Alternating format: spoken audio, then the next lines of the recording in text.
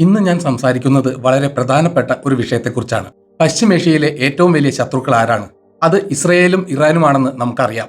അവർ ഇന്ന് പരസ്പരം പോരടിക്കുന്നു. ലോകം മുഴുവൻ ഈ യുദ്ധത്തെ ഭയപ്പെടുന്നു. എന്നാൽ ചരിത്രം എപ്പോഴും അങ്ങനെ ആയിരുന്നില്ല. ഒരു കാലത്ത് അവർ അടുത്ത സുഹൃത്തുക്കളായിരുന്നു. അവർ തമ്മിൽ വലിയ സ്നേഹമുണ്ടായിരുന്നു. എങ്ങനെയാണ് ഈ സ്നേഹം ശത്രുതയായി മാറിയത്? ഇതിന് പിന്നിൽ വലിയൊരു ചരിത്രമുണ്ട്. ആ ചരിത്രമാണ് ഇന്ന് നിങ്ങളോട് പറയാൻ പോകുന്നത്. 1948 ഇസ്രയേൽ എന്ന രാജ്യമുണ്ടായി. അന്ന് പല രാജ്യങ്ങളും ഇസ്രയേലിനെ എതിർത്തു. ചുറ്റുമുള്ള അറബ് രാജ്യങ്ങൾ ഇസ്രയേലിനെ ആക്രമിച്ചു. എന്നാൽ ഇറാൻ ഇസ്രയേലിനെ അംഗീകരിച്ചു. ഇസ്രയേലിനെ അംഗീകരിച്ച രണ്ടാമത്തെ മുസ്ലിം രാജ്യമായിരുന്നു ഇറാൻ. തുർക്കിയായിരുന്നു ആദ്യത്തെ രാജ്യം.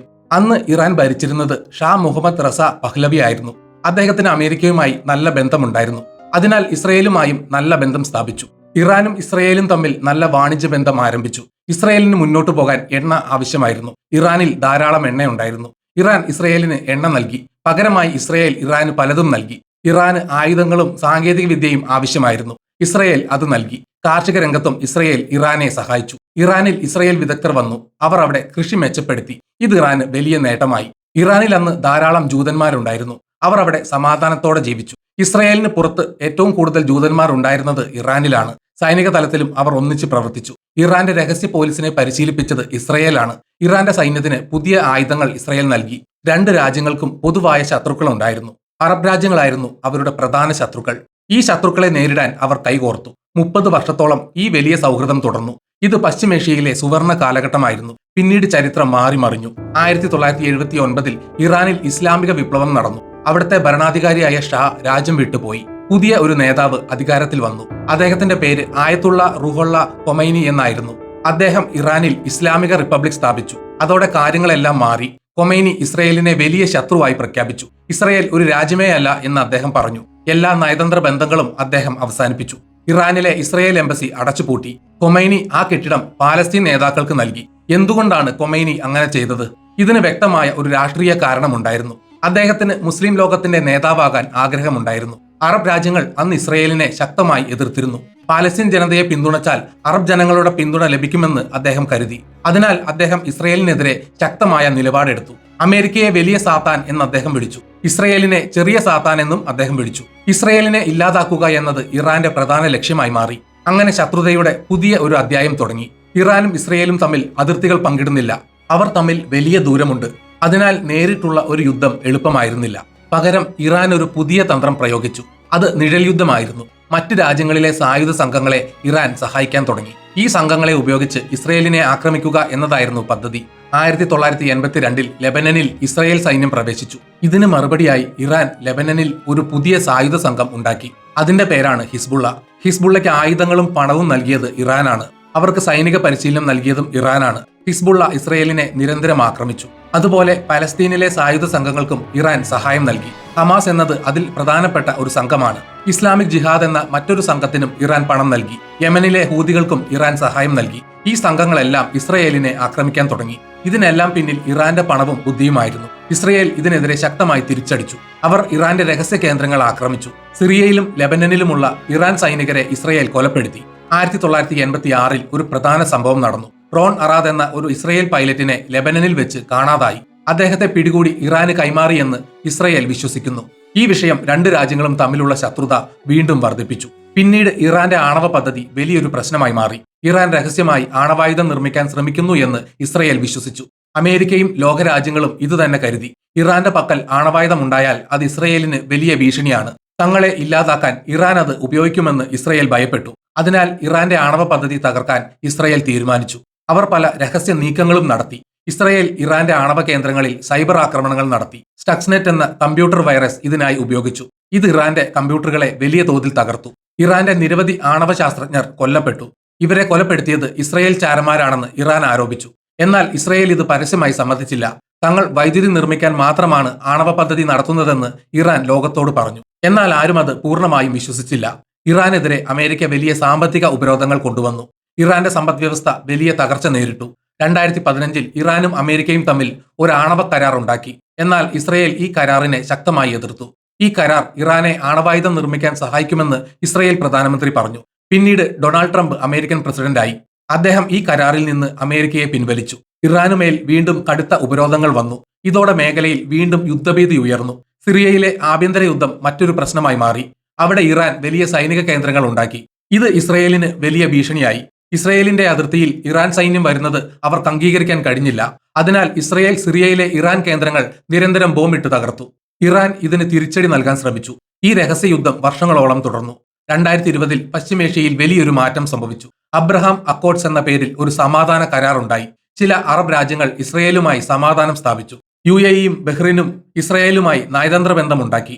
ഇത് ഇറാന് വലിയ തിരിച്ചടിയായി. തങ്ങൾ ഒറ്റപ്പെടുകയാണെന്ന് ഇറാന് തോന്നി. അറബ് രാജ്യങ്ങളും ഇസ്രയേലും ഒന്നിക്കുന്നത് ഇറാൻ ഭയപ്പെട്ടു. ഇത് ഇറാനെ കൂടുതൽ പ്രകോപിപ്പിച്ചു. 2023 ഒക്ടോബർ 7 ലോകത്തെ ഞെട്ടിച്ച ഒരു സംഭവം നടന്നു. ഹമാസ് ഇസ്രയേലിനെതിരെ വലിയൊരു ആക്രമണം നടത്തി. 1000-ലധികം ആളുകൾ മരിച്ചു. നിരവധി പേരെ ഹമാസ് തട്ടിക്കൊണ്ടുപോയി. ഈ ആക്രമണത്തിന് പിന്നിൽ ഇറാനാണെന്ന് ഇസ്രയേൽ ആരോപിച്ചു. എന്നാൽ ഇറാൻ അത് നിഷേധിച്ചു. തുടർന്ന് ഇസ്രയേൽ ഗാസയിൽ വലിയൊരു യുദ്ധം തുടങ്ങി. ഈ യുദ്ധത്തിൽ ലക്ഷക്കണക്കിന് ജനങ്ങൾ ദുരിതത്തിലായി. ഇതിന് പിന്നാലെ ലെബനനിൽ നിന്ന് ഹിസ്ബുള്ളയും ഇസ്രയേലിനെ ആക്രമിക്കാൻ തുടങ്ങി. യമനിൽ നിന്ന് ഹൂതികളും മിസൈലുകൾ അയച്ചു. ഈ 3 സംഘങ്ങളെയും നിയന്ത്രിക്കുന്നത് ഇറാനാണ്. അതിനാൽ ഇസ്രയേലിന്റെ കോപം ഇറാന് നേരെയായി. ഇസ്രയേൽ ഇതിനെല്ലാം ശക്തമായ മറുപടി നൽകി. സിറിയയിലെ ഇറാന്റെ നയതന്ത്ര കാര്യാലയത്തിന് നേരെ ഇസ്രയേൽ വ്യോമാക്രമണം നടത്തി. ഇതിൽ ഇറാന്റെ പ്രധാന സൈനിക ഉദ്യോഗസ്ഥർ മരിച്ചു. ഇത് ഇറാനെ വലിയ തോതിൽ പ്രകോപിപ്പിച്ചു. ഇതിന് പ്രതികാരമായി ഇറാൻ ഒരു വലിയ തീരുമാനമെടുത്തു. ചരിത്രത്തിൽ ആദ്യമായി ഇറാൻ ഇസ്രയേലിനെ നേരിട്ട് ആക്രമിച്ചു. 2024 ഏപ്രിൽ മാസത്തിൽ ഇറാൻ 300-ലധികം മിസൈലുകളും ഡ്രോണുകളും ഇസ്രയേലിലേക്ക് അയച്ചു. ഇത് വലിയ വാർത്തയായി. എന്നാൽ ഇസ്രയേലിന്റെ പ്രതിരോധ സംവിധാനങ്ങൾ വളരെ ശക്തമായിരുന്നു. അമേരിക്കയും ബ്രിട്ടനും ഇസ്രയേലിനെ സഹായിച്ചു. മിക്ക മിസൈലുകളും വായുവിൽ വെച്ച് തന്നെ തകർത്തു. ഇതിന് ഇസ്രയേലും കൃത്യമായ മറുപടി നൽകി. ഇറാന്റെ പ്രധാന നഗരങ്ങളിൽ ഇസ്രയേൽ മിസൈൽ ആക്രമണം നടത്തി. ഇതോടെ പശ്ചിമേഷ്യ പൂർണ്ണമായും ഒരു യുദ്ധത്തിലേക്ക് നീങ്ങി. പിന്നീട് കാര്യങ്ങൾ കൂടുതൽ വഷളായി. ഹമാസിന്റെയും ഹിസ്ബുള്ളയുടെയും പ്രധാന നേതാക്കളെ ഇസ്രയേൽ വധിച്ചു. ഇറാന്റെ തലസ്ഥാനമായ ടെഹ്റാനിൽ വെച്ച് പോലും ആക്രമണങ്ങൾ നടന്നു. ഇറാൻ വീണ്ടും ഇസ്രയേലിനെതിരെ മിസൈലുകൾ പ്രയോഗിച്ചു. ഒടുവിൽ അമേരിക്കയും ഇസ്രയേലും ചേർന്ന് ഇറാനെതിരെ വലിയ സൈനിക നീക്കങ്ങൾ ആരംഭിച്ചു. ഇറാന്റെ ആണവ കേന്ദ്രങ്ങളും സൈനിക താവളങ്ങളും അവർ ലക്ഷ്യമാക്കി. യമനിലെ ഹൂതികളെയും ലെബനനിലെ ഹിസ്ബുള്ളയെയും അവർ ശക്തമായി ആക്രമിച്ചു. സൈനിക ശക്തിയുടെ കാര്യത്തിൽ 2 രാജ്യങ്ങളും തമ്മിൽ വലിയ വ്യത്യാസമുണ്ട്. ഇറാന് വലിയൊരു സൈന്യമുണ്ട്. ലക്ഷക്കണക്കിന് സൈനികർ അവർക്കുണ്ട്. സ്വന്തമായി നിർമ്മിച്ച ധാരാളം മിസൈലുകളും ഡ്രോണുകളും ഇറാന്റെ പക്കലുണ്ട്. എന്നാൽ ഇസ്രയേലിന്റെ ശക്തി മറ്റൊന്നാണ്. അവരുടെ സാങ്കേതിക വിദ്യ വളരെ മികച്ചതാണ്. ലോകത്തിലെ ഏറ്റവും മികച്ച വ്യോമസേന ഇസ്രയേലിനുണ്ട്. ഇതിനെല്ലാം പുറമെ അമേരിക്കയുടെ പൂർണ്ണ പിന്തുണയും ഇസ്രയേലിനുണ്ട്. സാമ്പത്തികമായും ഇസ്രയേൽ വളരെ മുന്നിലാണ്. ഈ യുദ്ധം 2 രാജ്യങ്ങളെ മാത്രം ബാധിക്കുന്ന ഒന്നല്ല. ഇത് ലോകത്തെ മുഴുവൻ ബാധിക്കുന്ന വലിയൊരു പ്രശ്നമാണ്. പശ്ചിമേഷ്യയിലാണ് ലോകത്തെ ഏറ്റവും കൂടുതൽ എണ്ണയുള്ളത്. യുദ്ധം കാരണം എണ്ണ ഗതാഗതം തടസ്സപ്പെടുന്നു. ഹോർമുസ് കടലിടുക്ക് വഴിയാണ് വലിയൊരു ഭാഗം എണ്ണയും പോകുന്നത്. ഇത് തടയുമെന്ന് ഇറാൻ മുന്നറിയിപ്പ് നൽകുന്നു. എണ്ണവില കുതിച്ചുയർന്നു. അത് ഇന്ത്യയെപ്പോലുള്ള രാജ്യങ്ങളെ വളരെ മോശമായി ബാധിക്കുന്നു. കഴിഞ്ഞ ദിവസങ്ങളിൽ ഇന്ത്യൻ ഓഹരി വിപണിയിൽ വലിയ തകർച്ചയുണ്ടായി. സെൻസെക്സ് വലിയ തോതിൽ ഇടിഞ്ഞു. നിക്ഷേപകർക്ക് കോടിക്കണക്കിന് രൂപ നഷ്ടപ്പെട്ടു. ഇതിന് പ്രധാന കാരണം ഇറാൻ ഇസ്രയേൽ അമേരിക്ക യുദ്ധമാണ്. എണ്ണവില കൂടുമെന്ന ഭയമാണ് വിപണിയെ തകർക്കുന്നത്. അതുപോലെ ചബഹാർ തുറമുഖം എന്നൊരു പദ്ധതി ഇന്ത്യ ഇറാനിൽ നടത്തുന്നുണ്ട്. യുദ്ധം രൂക്ഷമായാൽ ഇന്ത്യയുടെ ഈ നിക്ഷേപവും അപകടത്തിലാകും. ഇത് പാകിസ്ഥാനും ചൈനയ്ക്കും വലിയ നേട്ടമായി മാറുമെന്ന് വിദഗ്ധർ പറയുന്നു. അതിനാൽ ഈ യുദ്ധം ഇന്ത്യക്കും വലിയൊരു തലവേദനയാണ്. യുദ്ധത്തിൽ സാധാരണ ജനങ്ങളാണ് എപ്പോഴും ഇരകളാകുന്നത്. ഇറാനിലും ഇസ്രയേലിലും ഗാസയിലും ലെബനനിലും ജനങ്ങൾ വലിയ ഭയത്തിലാണ് ജീവിക്കുന്നത്. കുട്ടികളും സ്ത്രീകളും അടക്കം നിരവധി പേർ മരിച്ചു വീഴുന്നു. സ്കൂളുകളും ആശുപത്രികളും തകർക്കപ്പെടുന്നു. ജനങ്ങൾക്ക് ഭക്ഷണവും മരുന്നും ലഭിക്കുന്നില്ല. വീടുകൾ നഷ്ടപ്പെട്ട ലക്ഷക്കണക്കിന് ആളുകൾ ക്യാമ്പുകളിൽ കഴിയുന്നു. ഇതൊരു വലിയ മനുഷ്യ ദുരന്തമാണ്. എന്താണ് ഇതിനൊരു പരിഹാരം? ആയുധങ്ങൾ കൊണ്ട് ഈ പ്രശ്നം തീർക്കാൻ കഴിയില്ല എന്ന് ചരിത്രം നമ്മെ പഠിപ്പിക്കുന്നു. എത്ര വലിയ ആക്രമണം നടത്തിയാലും ശത്രുത അവസാനിക്കുന്നില്ല. പകരം അത് കൂടുതൽ വർദ്ധിക്കുകയാണ് ചെയ്യുന്നത്. അമേരിക്ക അവിടെ ഇടപെടുന്നത് സമാധാനം കൊണ്ടുവരാനല്ല എന്ന് പലരും വിമർശിക്കുന്നു. തങ്ങളുടെ താൽപ്പര്യങ്ങൾ സംരക്ഷിക്കാനാണ് പാശ്ചാത്യ രാജ്യങ്ങൾ ശ്രമിക്കുന്നത്. ഇറാനിലെ ജനങ്ങൾക്ക് യുദ്ധം ആവശ്യമില്ല. അവിടെ കടുത്ത സാമ്പത്തിക പ്രതിസന്ധിയുണ്ട്. വിലക്കയറ്റവും തൊഴിലില്ലായ്മയും ജനങ്ങളെ വലയ്ക്കുന്നു. ജനങ്ങൾ പലപ്പോഴും സർക്കാരിനെതിരെ തെരുവിലിറങ്ങി സമരം ചെയ്തിട്ടുണ്ട്. സ്വാതന്ത്ര്യത്തിനും ജനാധിപത്യത്തിനും വേണ്ടി അവർ പോരാടുന്നു. എന്നാൽ യുദ്ധത്തിന്റെ പേരിൽ ഭരണകൂടം ഈ ശബ്ദങ്ങളെ അടിച്ചമർത്തുന്നു. അതുപോലെ ഇസ്രയേലിലും സമാധാനം ആഗ്രഹിക്കുന്ന നിരവധി ജനങ്ങളുണ്ട്. യുദ്ധം അവസാനിപ്പിക്കണമെന്നാവശ്യപ്പെട്ട് അവർ പ്രതിഷേധങ്ങൾ നടത്തുന്നുണ്ട്. ചുരുക്കത്തിൽ ഇതൊരു സങ്കീർണമായ ചരിത്രമാണ്. കേവലം കുറച്ച് പതിറ്റാണ്ടുകൾക്ക് മുൻപ് മികച്ച വാണിജ്യ ബന്ധങ്ങളും സൈനിക സഹകരണവും ഉണ്ടായിരുന്ന 2 രാജ്യങ്ങൾ ഇന്ന് ലോക സമാധാനത്തിന് തന്നെ ഭീഷണിയായി മാറിയിരിക്കുന്നു. രാഷ്ട്രീയവും മതവും അധികാരമോഹങ്ങളും എങ്ങനെയാണ് രാജ്യങ്ങളെ തമ്മിലടുപ്പിക്കുന്നത് എന്നതിന്റെ ഏറ്റവും വലിയ ഉദാഹരണമാണിത്. ഇസ്രയേലിന്റെ നിലനിൽപ്പും പലസ്തീൻ ജനതയുടെ അവകാശങ്ങളും ഇറാന്റെ സുരക്ഷാ ആശങ്കകളും എല്ലാം ഇതിൽ ഉൾപ്പെട്ടിരിക്കുന്നു.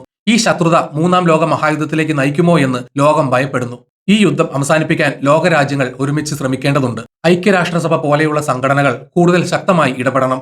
യുദ്ധം ഒന്നിനും ഒരു പരിഹാരമല്ല എന്ന് ഭരണാധികാരികൾ മനസ്സിലാക്കണം. പരസ്പര ബഹുമാനത്തോടെയുള്ള ചർച്ചകളിലൂടെ മാത്രമേ പശ്ചിമേഷ്യയിൽ യഥാർത്ഥ സമാധാനം കൊണ്ടുവരാൻ കഴിയൂ.